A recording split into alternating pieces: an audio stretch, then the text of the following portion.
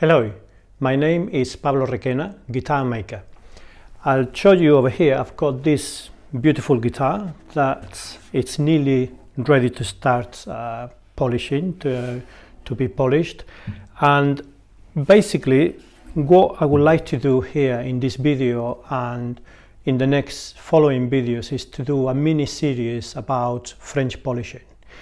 Now, French polishing is probably the best way of finishing your classical guitar, flamenco as well, even though sometimes for flamenco guitars it's a little bit of a delicate finish to use.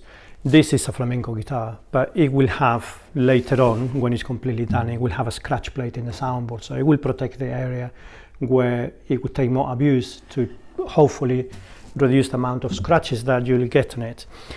But basically French polish is traditionally the kind of finish that you could find in a good classical guitar, in a top-end instrument. Now, French polishing is a big topic, and I'm sure that you have already found a lot of information on the internet about it. So what I would like to do here is, without claiming that this is the right way of doing it, what I would like to do is to give you a few tips as to what I do that works for me. You'll find that some of the things that I do are really common to what most people do, but you'll also find that maybe I'm doing things slightly differently. So hopefully you'll see here that there are many ways of doing French polishing, and at the end result really is what matters. So today we're going to start looking at the grain filling process, because before you can go into French polishing, you need to make sure that all the timbers that need grain filling, they are prepared and done properly. So in this guitar in particular, the soundboard is made of cedar. Also, it's very common to find a soundboard made of spruce. So we are not going to be doing any grain filling at all in the soundboard. Whether it's cedar or spruce, we don't need to touch it with the grain filler.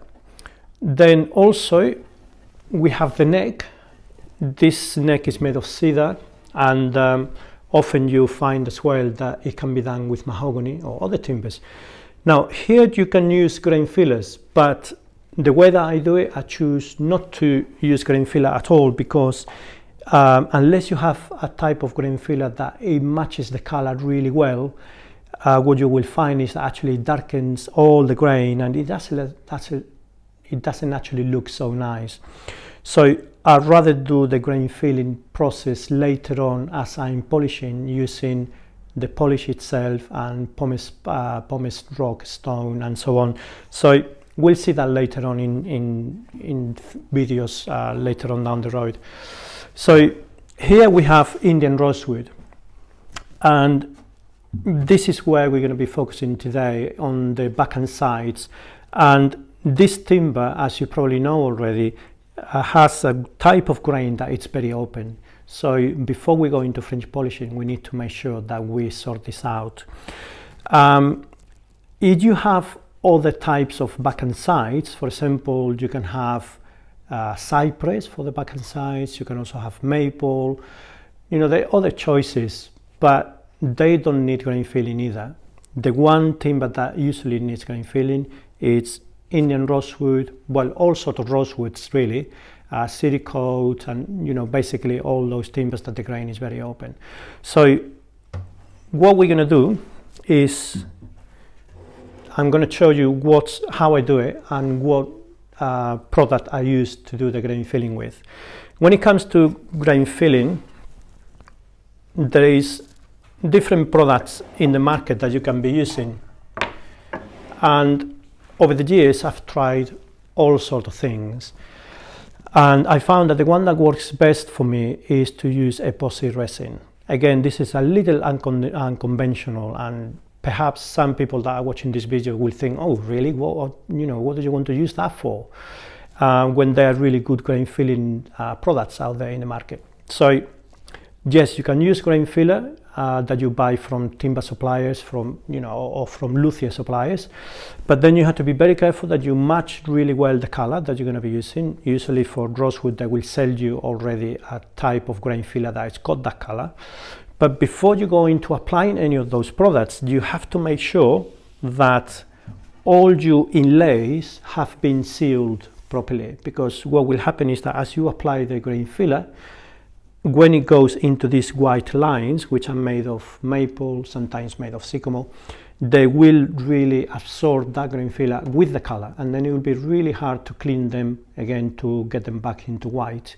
So if you choose to use the traditional grain filling products, then make sure that you seal your bindings with a little bit of shellac and don't allow any of those products to get into the white lines.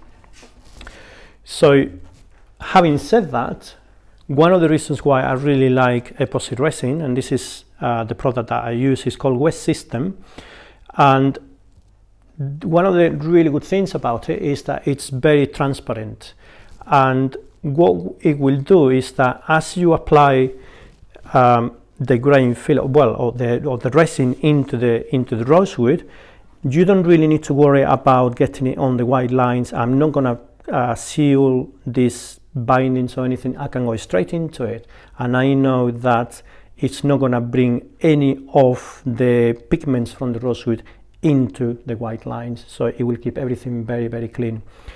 But furthermore, you might have noticed that sometimes when you're polishing instruments, especially if they're made of some type of rosewoods like Brazilian rosewood or Cericote, or sometimes you find the same with Madagascar rosewood, is that as you're polishing, right towards the end, you find some very fine superficial cracks, which they are really annoying, because it means that by the time you come into the end of your job and your guitar is starting to look fantastic, you find these cracks that are appearing, and they only tend to show up then. It's not a proper crack that goes through and through in the wood, but it's a problem nevertheless and needs to be sorted out. And then you will be sorting that out at a point when you actually don't want to be doing that, because you need to go back into the process of French polishing a few steps to get them sorted.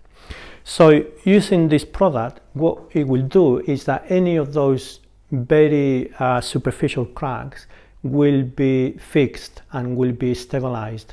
And what it means is that when it comes to do the polishing, there would be everything completely prepared and adequate for receiving the French polish. Also, I found in the past that not with Indian rosewood, it doesn't tend to happen too much, but with Brazilian rosewood, I have this before, that as I apply the epoxy resin into the bag, I've seen inside little lines where the resin has gone through all the way. So sometimes those cracks that look they're not really obvious at all, and when you're building the guitar you think that everything is fine, but actually there is a very, very small crack there which you don't want to have. This will sort it out for you even if you don't realize it's there. So for me, this has got lots of really good benefits to it. Things that are not so good, well, like everything, there's pros and cons. With this stuff, sanding is a little hard. You have to be patient, and you have to be careful also not to overdo it, because if you go and go a little bit wild with the sanding, or use a palm sander, which you might think is a great idea because it made the job really easy, then what you'll be doing is to open the grain again, and then basically you've done nothing here.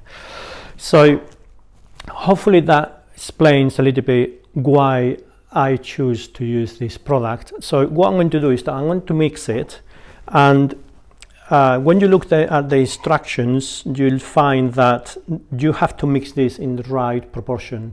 The right ratio is really important, because if you put too much hardener, what will happen is that the resin actually will not cure hard enough, and it will remain a little rubbery, which it will be really quite hard to work with, especially when you want to cut it back and remove it.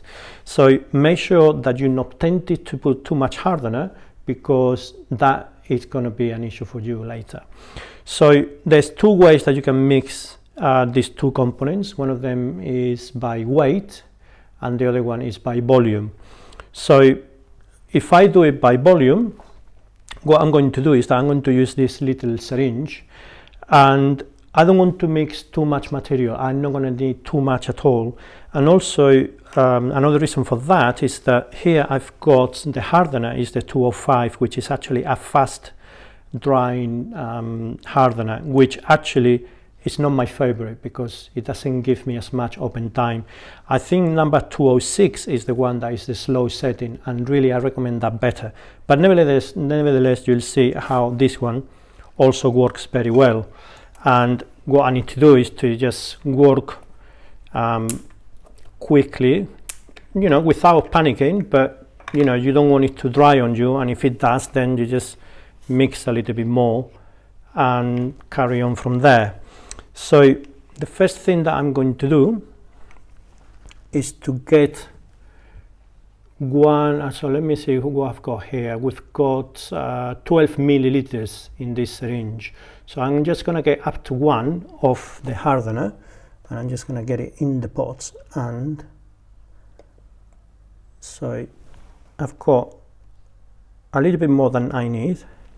And what I'm going to do is to clean this carefully. This is very sticky stuff, and you really don't want to get it on your fingers. You could use latex gloves if you have some, but I find them a little bit uncomfortable, so I'm just happy to do it carefully. So I've got this bubble here that I want to get rid of, so I'm going to put a little bit of material of this back into the pot, and then I'm looking at the number as well, because I want to make sure that I've got it on number 1. There you are. So like before, I'm going to get this clean, and now I'm going to close this pot.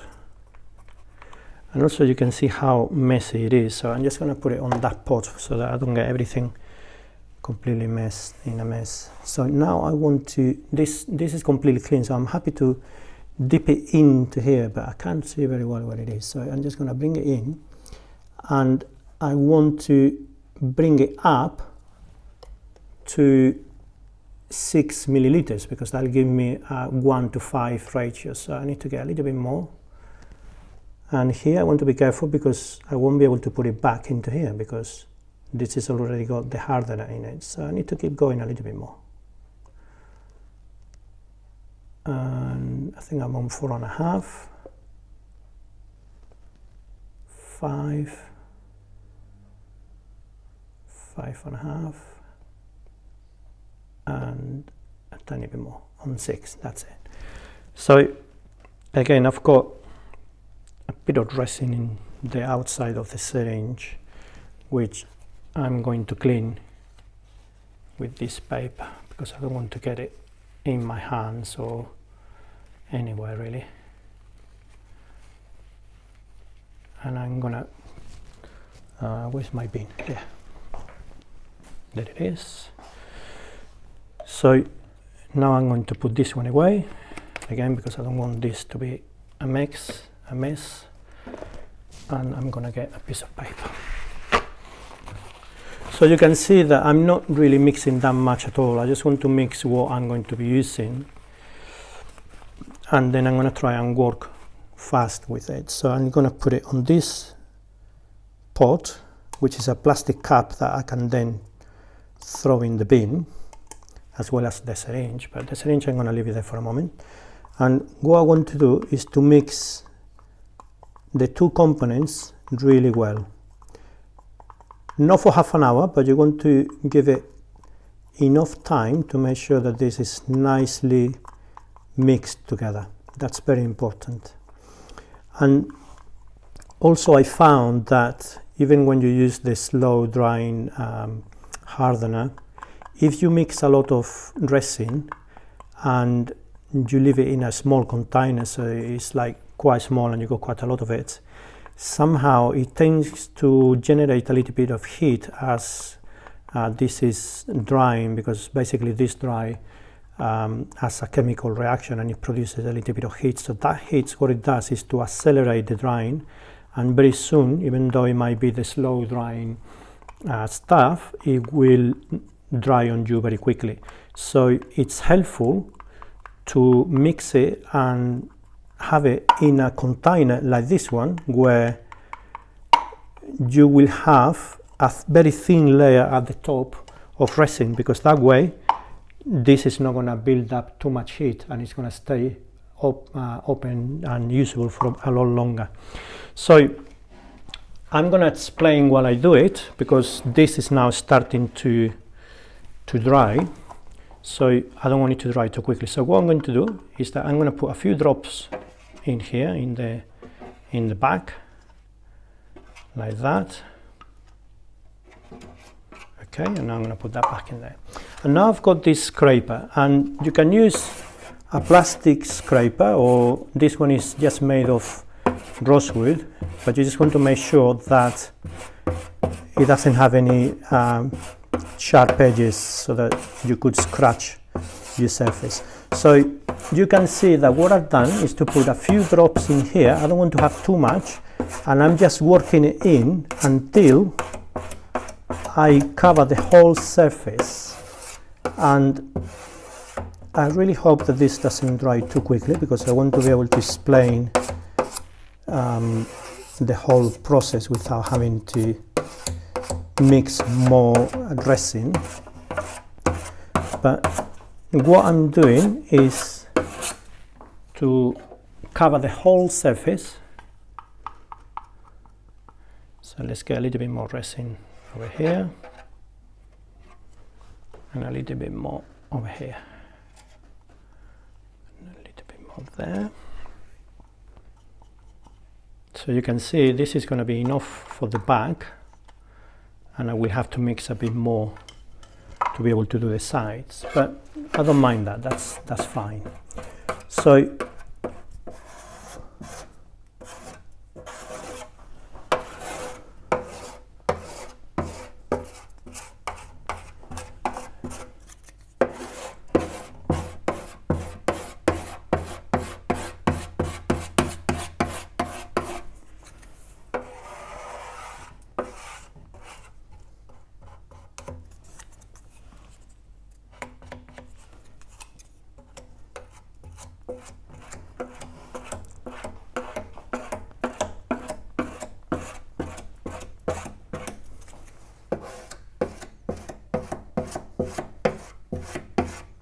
So you can see that the white lines are not being stained in red like it would happen with conventional grain fillers that are water-based, which they also work great, but you have to be careful how you apply them.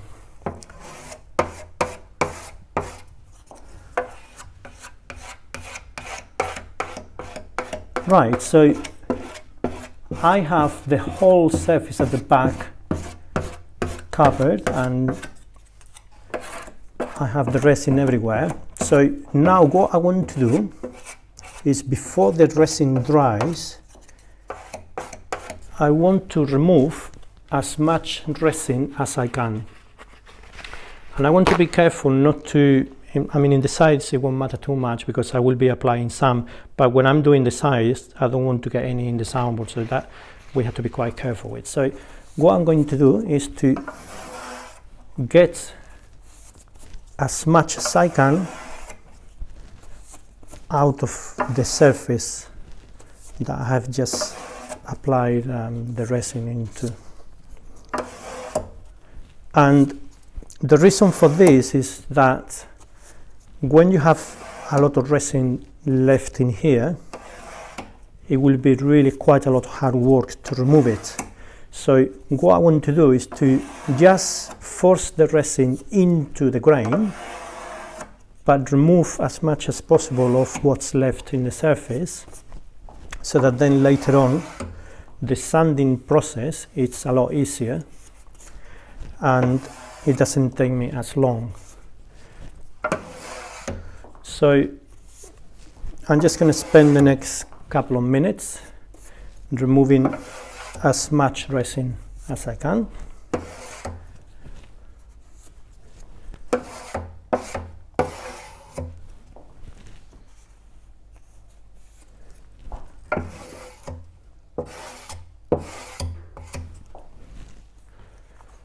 So I'm gonna get a different part of this paper.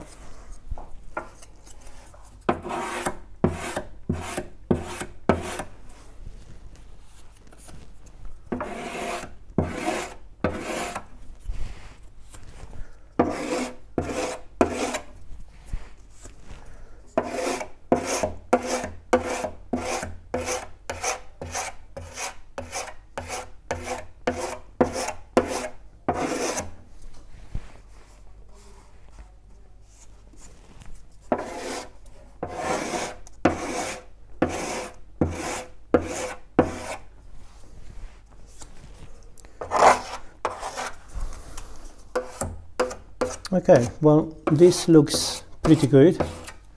I think I've been able to remove, okay, there's a bit more here.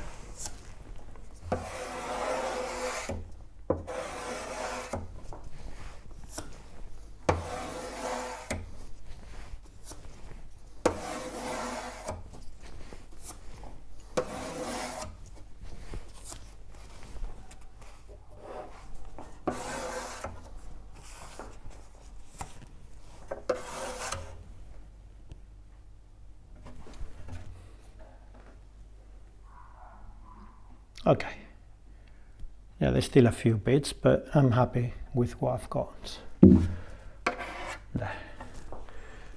So very carefully I want to get this scraper clean as well, because I want to use it again. So all I need to do is to just wipe off the resin, and I'm just going to put it there, and this piece of paper is going to go into the bin.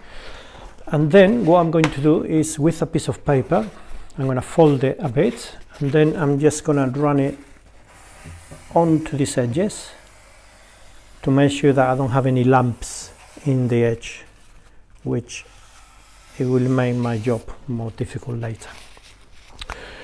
So basically this is how I apply the resin into the rosewood. So I will be doing exactly the same thing, but I don't want to do it right now in front of the camera. I'll do it off camera, because basically I need to mix a little bit more exactly in the same way that what I've just done, because I don't have enough material here. I don't have enough resin. So it's no point to start it again and then have to leave it halfway through. But what I will do is that I will be applying the resin in the same way in the two sides, and then when it comes to apply next to the heel, I'm not going to go all the way up. I'm just going to leave something like 5 or 6 millimeters here, and then when I don't have much resin on the scraper, I'm just going to creep into that joint very, very slowly to make sure that I don't get the resin into the heel. If I get it into the heel, I can always cut it back a little bit, but I don't want to make another job for myself, so I'll do it slowly. And I will do the whole guitar, also the head, and you can see the head is, you know, it's got thin areas here, so you have to be careful not to overdo it, because you don't want to have runs going into where you don't want it. So be mindful of that. But what I will do is that when this is completely dry, which I'm sure within 24 hours it will be dry enough to cut it. But what I will do is that I will apply a second layer of epoxy resin, and I will do it exactly in the same way. So I want to have 2 layers of this stuff in the rosewood, and then I will be able to start cutting it back in preparation for the French polish. So this is all I'm going to show you now in terms of grain filling, and then in the next video you'll see actually what it looks like when it's all filled. And in the meantime, while all of this is drying, I've got a little bit of work to do in the bridge, and I've got other jobs to do. So this is a good time to do it, because while you do other jobs, then this is going to be really dry by the time you come to work on it. So until the next video, and hopefully you find that this is helpful.